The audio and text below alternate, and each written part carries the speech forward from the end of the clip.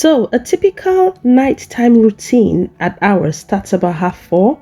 Luckily, I work from home, so I just finish work, come down.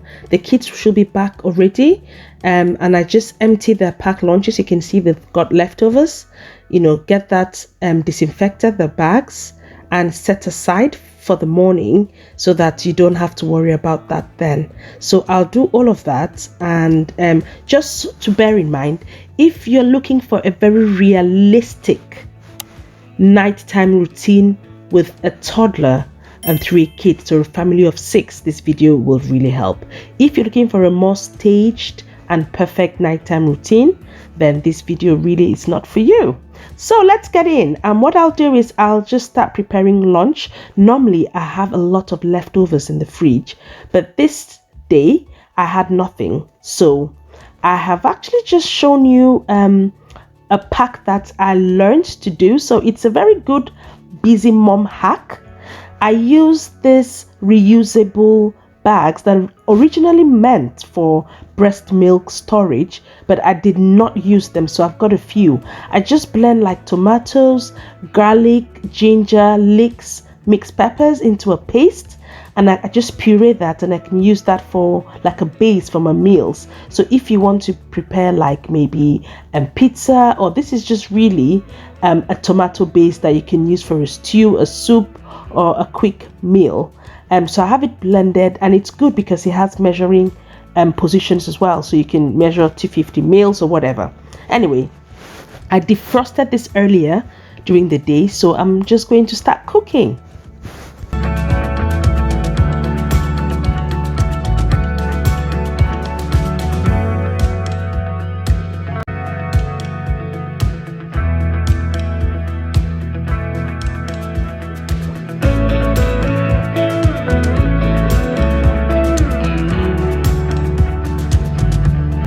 To save time, while the tomato sauce is cooking, I'll just cook the spaghetti next to it, because you can imagine it's a weekday.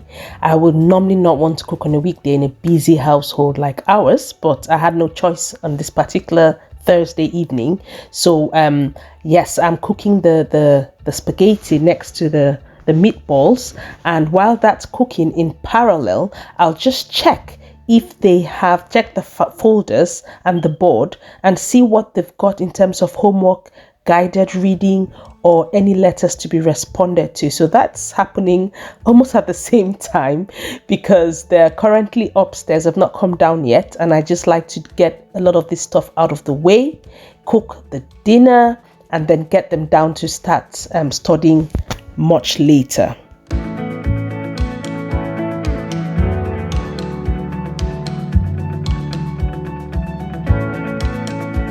The number of times that we miss out stuff if we don't look at the bags, letters, the board, my organizational chart. So if you want to find out how I do that, I've got a separate video on how I stay organized as a busy mom, and I've just linked that up.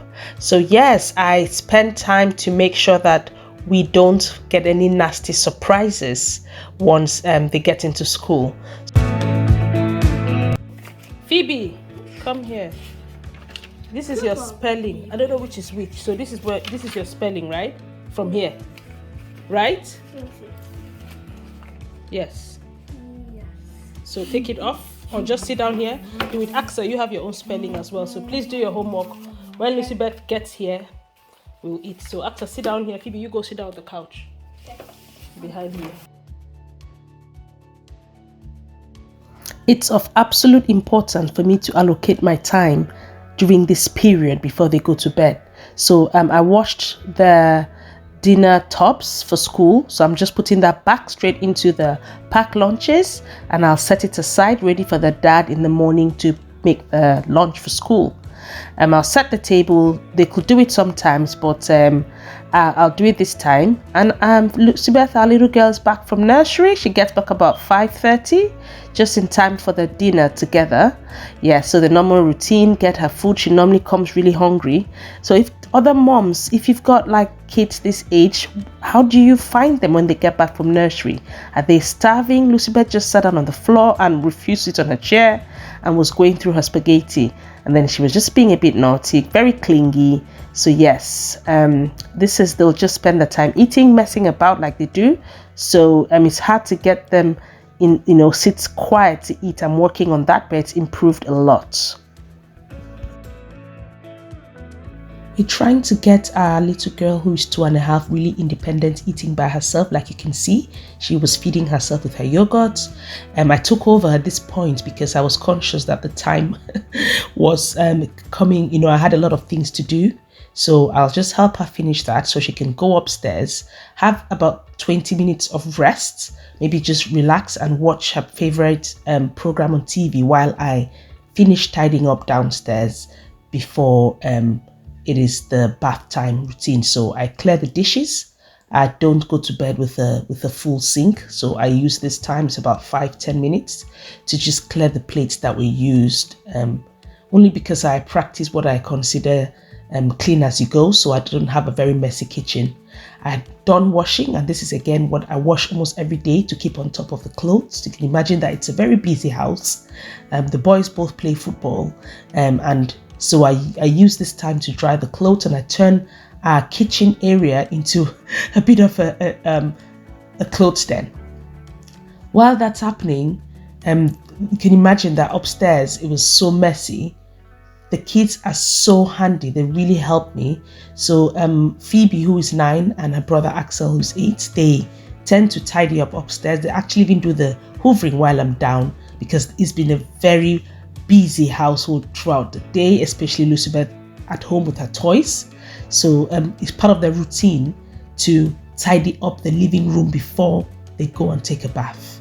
And that always works because mommy doesn't have to do everything. I just come and inspect and do the last tidying up after them.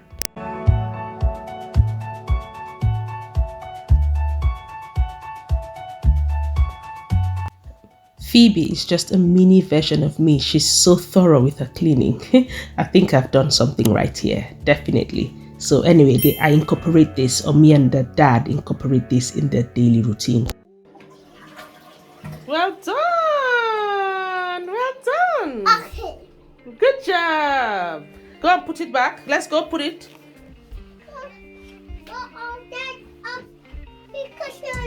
Take a shower. Yeah. Oopsie! So usually, Dad gives Lucibeth a nighttime bath. That's kind of our routine, but on this particular day, he finished work late, so it's just me. So basically, she takes a bath with her sister, or I give it to her separate, and brush her teeth and then dress her up. It's just the usual stuff, and it's about 7:15. You can see that I'm in a mad rush, and she doesn't realize I'm in a rush. So yes, this toddler behavior, that's normal.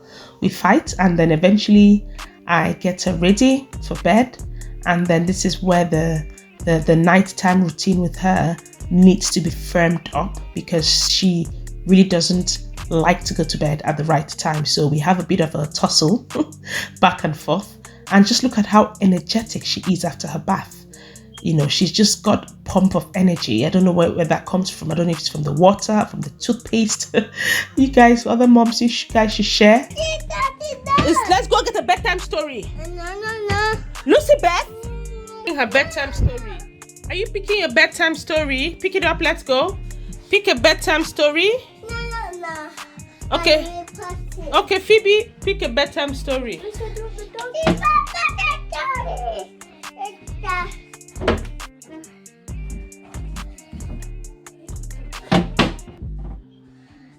No. Okay. Is it Phoebe's bedtime story? No. It's a bedtime story. Okay, good job. Get it then. Go get it. No. At this point, I was fed up. Yes, she just would not do what she had to do. And as you all know, I'm trying to make sure that she's in bed for 7:30. So it was about almost 7:30. And the routine is that she'll normally accept to read a book, but we're still struggling on certain days when she acts like this. She'll want to just play. She'll want to hide. She'll want to, just be completely defiant. And I don't know if other moms experience this with toddlers. You can see her trying to hide here. So yes, I had to really be forceful at this point and take her to bed. She did not like it, but it's part of what we have learned, to establish rules and stick to them. So I've just brought her back to her bed, and what I do, which is, again, that's why I said this is a realistic nighttime routine. I actually have to lie in bed with her for a few minutes before she feels reassured and sleeps. So I'm just going to make her milk, and I usually just put some sort of soothing white noise. This is my favorite one. It's just like white noise for kids, and the sound it makes is like a water, like a sea sound, and it's quite soothing. And the light, that's all we need in the bedroom, and she tends to go to bed after that. I'm really exhausted. She's tired, but she wouldn't want to sleep. So let's hope that the milk knocks her out.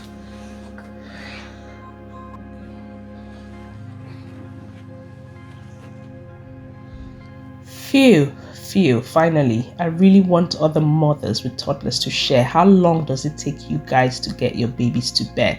It's taking us about 10 minutes with the messing about. It's now about 7:45. I'll lie down briefly with her because she wants to know that I'm there. Good night. Good night. Good night. Good night, baby. Good night. A few moments later.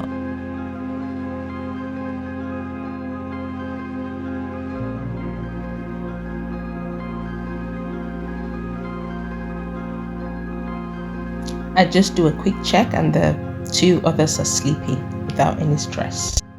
Honestly, I'm just going to go down now and have a cup of green tea. I decided to do a very realistic night routine, and that's it. That's it. If you've watched up till the end, thanks for watching.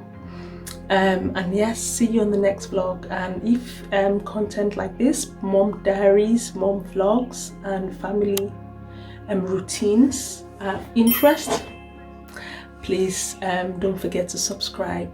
And if there are any moms who struggling with a 2-year-old, because Lucibeth's sleeping routine, it's 8:15, and we started trying to get her to bed at 7:30. It's taking 45 minutes, but we're making progress. She's sleeping, and that's what's important. So now I can go and relax.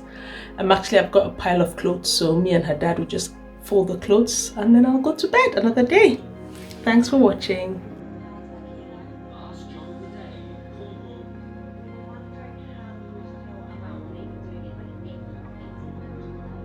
I relaxed with a bit of Alan Sugar with The Apprentice before it was time for me to snooze off myself.